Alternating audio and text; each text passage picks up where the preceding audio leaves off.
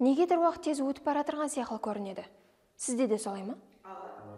Себебі күніміздің көпшілік бөлімі онлайн тәрізде өтіп бармақта. Instagram, TikTok, YouTube сияқты платформалар енді біз үшін қадірдан достар болып қалыптасты. Бір жылда қанша күніңізді осы достарыңызға арнайсыз? Келің жобаларды бірге көреміз. Бір күнде алып қарайтын болсақ, шамаменен 6-7 сағатымды социал тармақтарда өткеремін.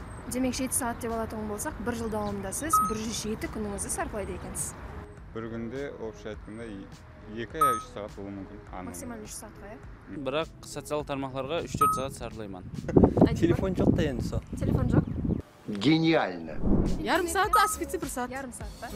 Асып кетсе 1 сағат болуы мүмкін. Ijtimoiy tarmoqlarda Instagram үшін 2-3 сағат кетеді. 2-3 сағат уақытым кетеді. 2-3 сағат, максималь 3 сағат па? 3 сағат уақытым кетеді. 5 сағат, 4-5 сағат, максималь 5 сағат. Сіз бір жылда неше күніңізді онлайн өткересіз? Комментарий бөліміне жауаптарыңызды жазып қалдырың.